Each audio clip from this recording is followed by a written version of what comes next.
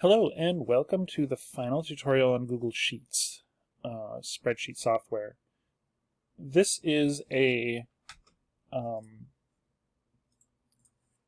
this is it. This is the monthly budget. This is one of the single most important fundamental activities that a home spreadsheet user might perform.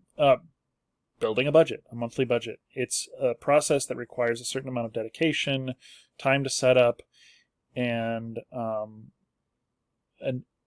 a desire to know where your money is going.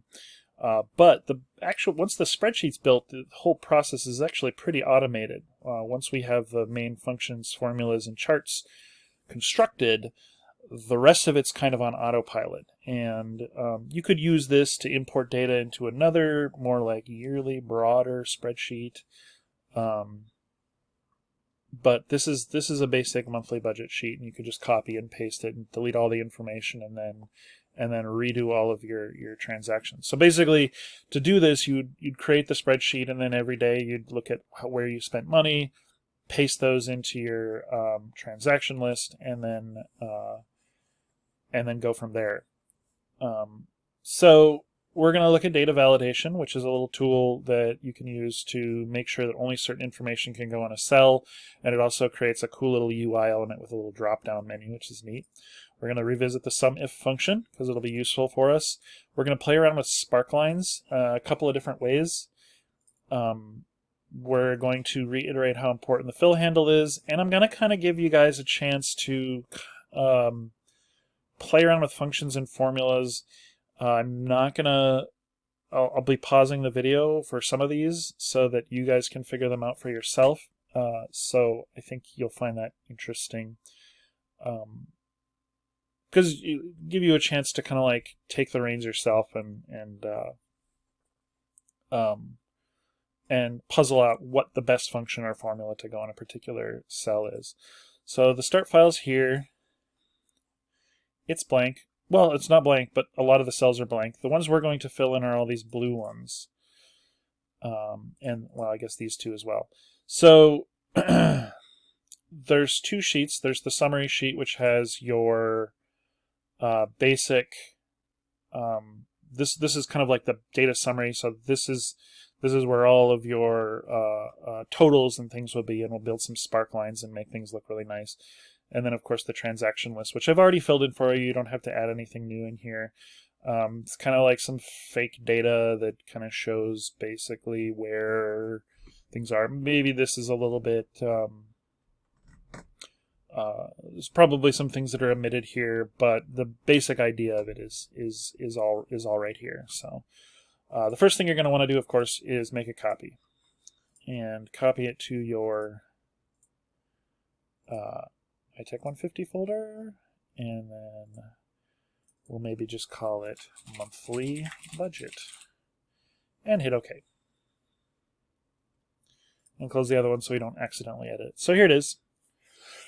One thing I will point out is that I deleted columns and rows. So there's actually only 31 rows here. You can add more rows at the bottom if you like.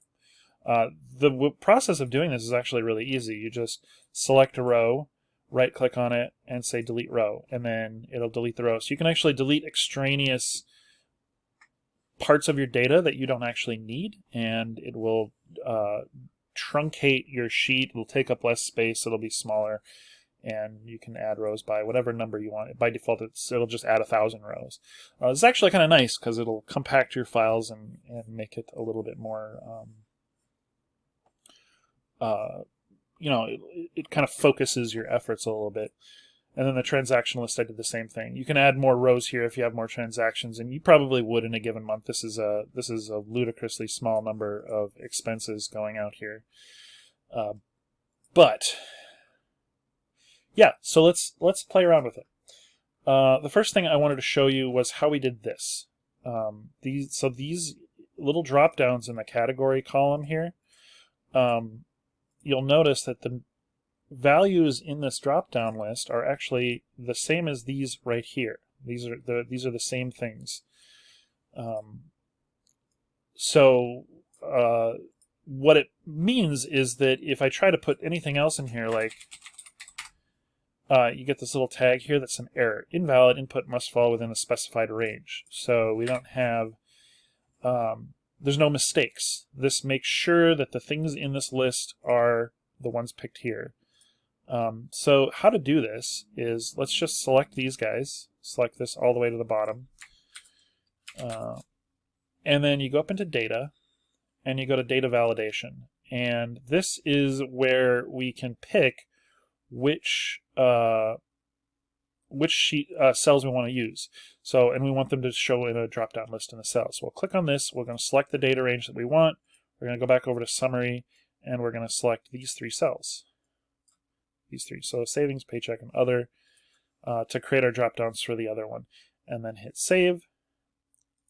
And then you'll notice that all of those 3 items are the only things that you can put in these 3 cells.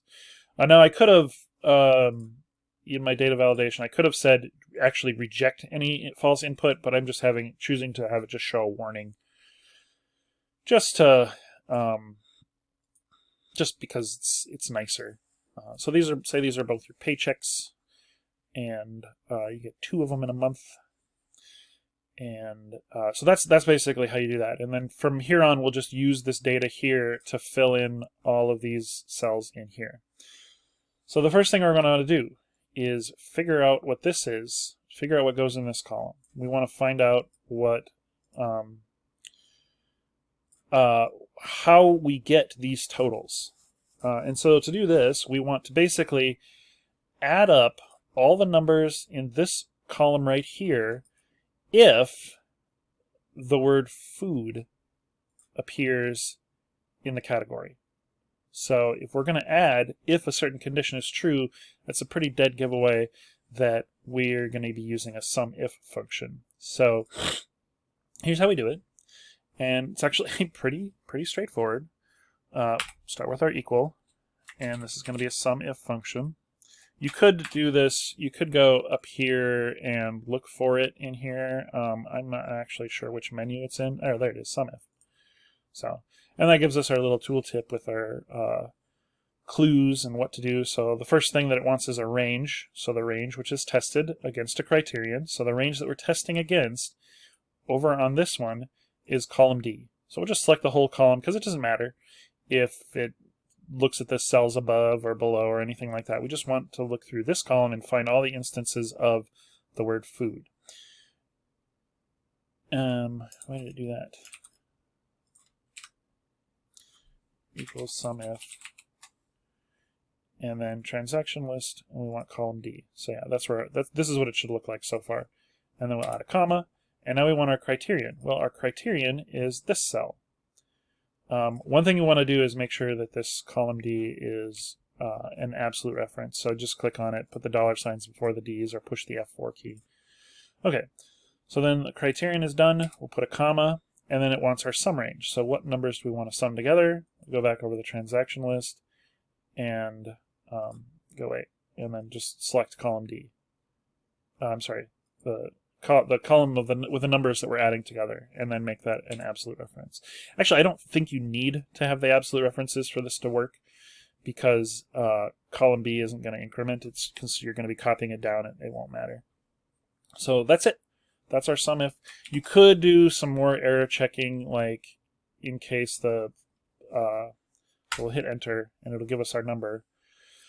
You could do some error checking to make sure that this cell isn't blank, but I don't think it's really necessary for a personal thing. The one in the Google Sheets template library has some extra validation going in here, but I don't think it's super necessary because we're going to keep it pretty tight and pretty simple. And now, so this is the only cell that's a relative reference here. So is the reference to this right here. So that's the one that will change when we drag the fill handle down. So this should give us the correct numbers. Yep.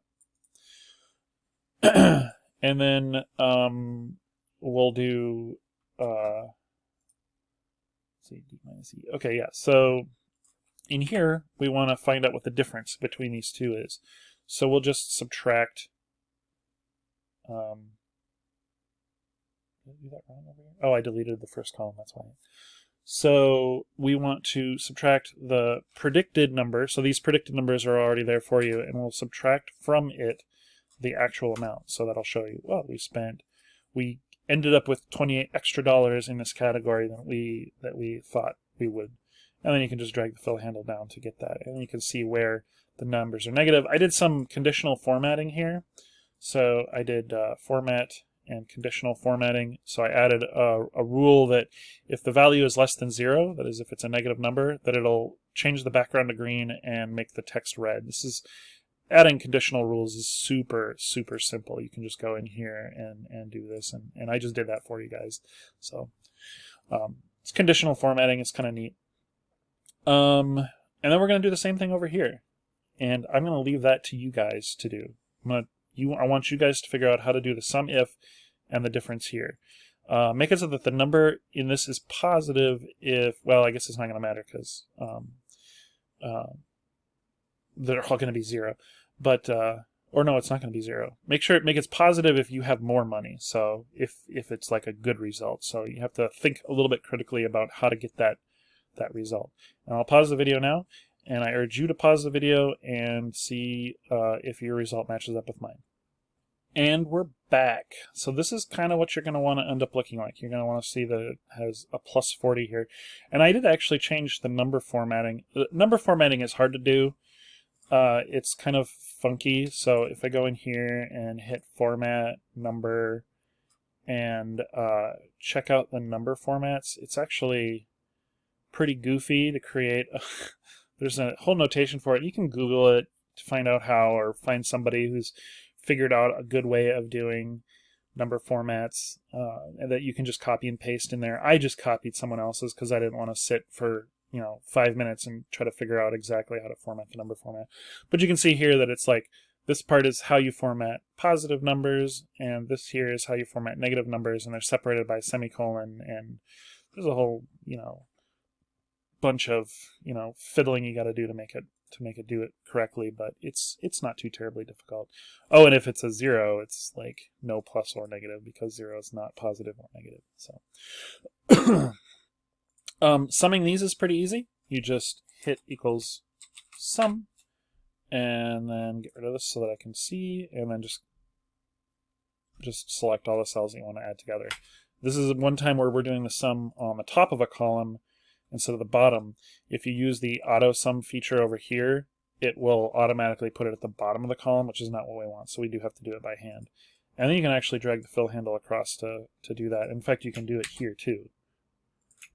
Paste it in there and drag it across. Although it will try to add more cells, but it doesn't matter.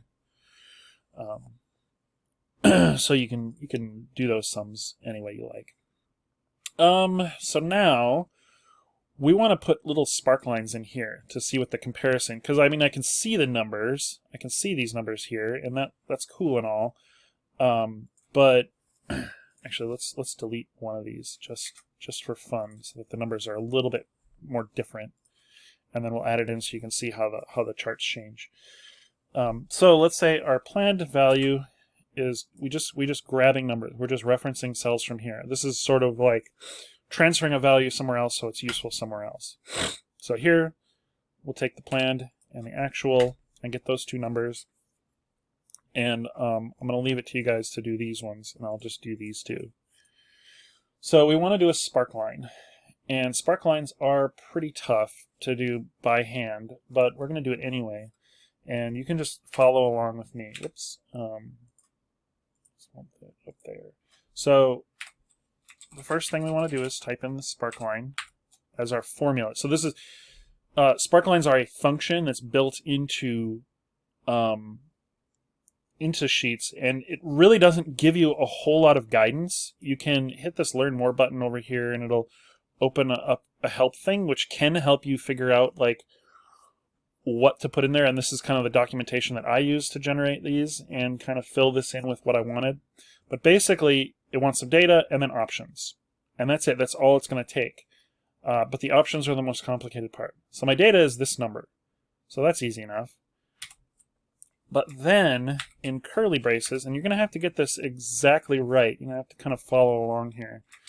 The first thing we want to do, chart type. So each option is a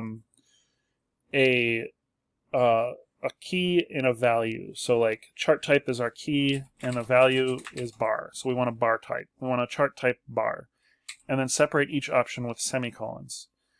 I'm going to actually start typing this up here because I think it's a little bit easier to see the whole formula. So the chart type is bar. And now we want the maximum value of our chart, of our like bar. So it's a bar graph, so there's going to be a minimum value of 0 by default, and then we want a maximum value of whichever one is higher. So we want to do this. So we're going to create a max function here, and then say I want whichever one of these is higher to be the top end of the chart. So we close that parentheses and then put another semicolon. So these are all, so far I've got two options. I want a bar chart.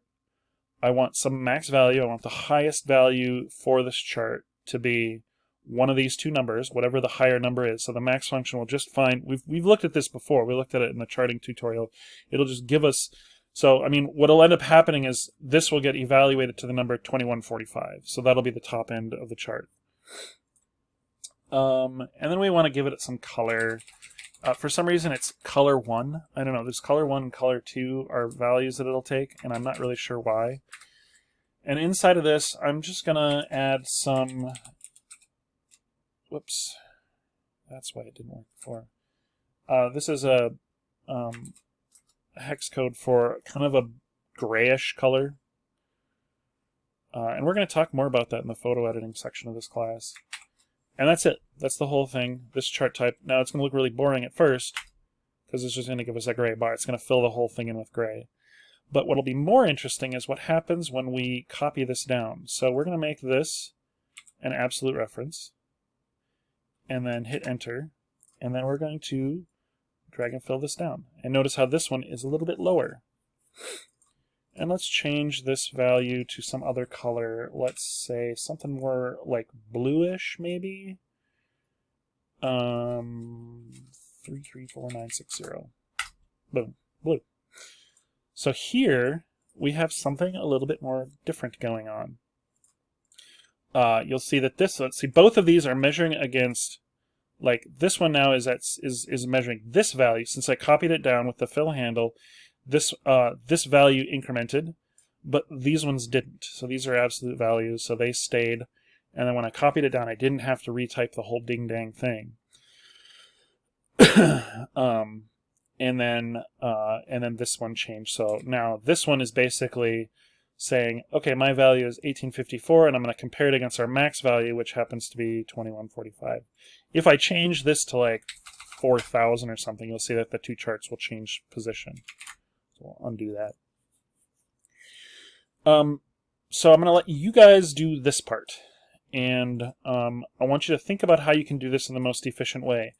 And consider copying and pasting these over. The things that you'll have to change if you copy and paste them over are these values and these values. So these references and these references. So think about how you're going to do that. And then we'll meet you back here when the video resumes. Go ahead and pause. And we're back. And you can see this one is just slightly smaller than this one because this is the actual has the higher value. So that's cool. So that's these ones sorted. We do have this starting balance up here, which we're going to have to reference over here. So we'll just equal that. And then the end balance, I want you to figure out. So the end balance is going to be whatever this is, plus minus our expenses and plus our income. So think about how you might do that function or that formula, and we'll meet you back here. Go ahead and pause the video now. All right, and we're back, and this is the result that you should have. You should have $1,585.40. Now we're going to add in some spark lines here, but this time we want our spark lines to be vertical, and there is a way to do this. And I'm going to walk you through the first one and then let you do the other one yourself. And you'll find it was probably a little easier than you might think. So we're going to start with equals sparkline, open parentheses, and then select the first data. This is the data that we're measuring against, and then a comma, and then our options. So that's basically the entire thing with sparklines, is that all there is data and then a bunch of options. What are we going to do with that data? So for this one, our chart type, one word, is a column chart. So it's the difference between this. See, this one was a bar, and this one's going to be a column. So equals. I like typing up here because I can see the whole thing. Shoot, I lost all of my work here. So sparkline, this is our data, and then in our options, and I'm just like creating the brackets and parentheses that I need right now. Chart type, column for a vertical column, semicolon, and for this one, for some reason, it doesn't want min and max. It wants y min and y max. So I don't know why vertical charts require different parameters, but it's the way it is. So y min is going to be 0, and then y max is going to be whatever the greater of the two values is. So in this, of these two values, C9 and D9. And we'll make those absolute references because it's good to do. And then after that, here, again, I don't really know why. First color. I don't know why it's first color, not color 1, like it is on the other one. And we'll do that kind of same bluish color, which is 334960, quotation mark. You can put whatever color you want in here. And we're going to talk more about hex colors in the next section when we start looking at photo editing. But for now, just trust me that number represents kind of a dark blue color. And now we're going to hope I typed this in correctly, and boom, there it is. There's our starting balance, $1,000. And for some reason it looks different than my example one. Oh, I see why. So that's a higher number. Okay, so now we want to copy this over to here. Did I copy that wrong? I sure did. Oh, I see.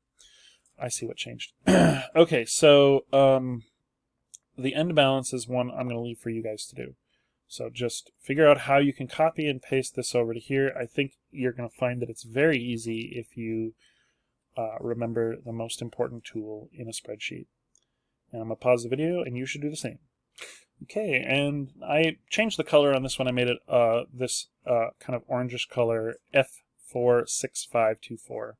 So I'm not going to walk you through how I did it, but it took about 2 seconds to do. So just making it over there, and then I just changed the color in the color code. So that's it for those two. And the final thing that we want to fill in are these two guys over here. And this is going to be for you to figure out. We want to figure out how we can create a percent increase in our savings from this number to this number. How would you do that computation? It's already formatted as a percentage, so that part of it is dealt with. There is some tricky business with how do you figure out how do you get the percentage this to this, what percentage of this is that, so there is a little bit of tricky math, but it is just some basic math. It's something divided by something, it's a really straightforward formula. And then this one is just a dollar value, how much was saved. So that's going to be some sort of basic simple arithmetic. And I'll pause the video and we'll pick it up and do our final and have a little final discussion about how all this stuff works together. Go ahead and pause the video. And we're back. So this is it. These are the results that you should get if you deleted that line here. Like I did. You might get slightly different values if you didn't delete that one. I'm going to put it back in and you'll see what the final values will look like. But this is it. So this basically means that anything that I put in here is going to change the results of everything that's here. So say I, on 10/12/2020, I won 10 G's at the casino. And that will be other, I would think. And look how this has changed everything over here. Look at the dramatic change in how these things shaped up. It's like the start balance, the end balance is significantly higher, Over here you can see that these spark lines have changed. Obviously these values have changed down here, but none of this stuff has. This stuff is all the same. So let's get rid of that one. And let's say, oh yep, I had that emergency root canal that I was talking about. It was $280. Root canal, that would fall under, I would think, health and medical. And then you'll see over here that the start balance is a little bit higher, a little bit closer to this. We've saved slightly less money than we did before. These two are a little bit closer together. We ended up spending pretty close to, we actually ended up spending more on health stuff than we had before. So this number has turned red as it's gone into the negative. So this is it, a fully functional budget spreadsheet. As long as a person were to keep up with adding these transactions, you can add more as you go. You can always add more rows, and notice it adds these, I wouldn't add 1,000 rows, but it adds these as well, so you don't ever have to worry about that. And these will also pick that up because it's looking at the entire column and the entire column here, so B through B, so it's the whole column. Which makes it super simple, nothing really complicated. And you could totally use this. And then each month, after the month is over, all you'd have to do is go here and delete everything and then start over from scratch. And then, you know, oh, my new balance was, you know, whatever it was, you know, 1,500. I have a new starting value at the beginning of this month, and I'm going to start over from scratch and see everything is zeroed out. So that's that. Once you get it looking like basically like this, you can turn it in as usual. Go ahead and hit File, Share, or no. How we submit as we go into here. Go to Google Drive. Find your ITECH 150 folder, find the monthly budget file, and link it. And that should be good. So that's it, and we'll see you in the next section.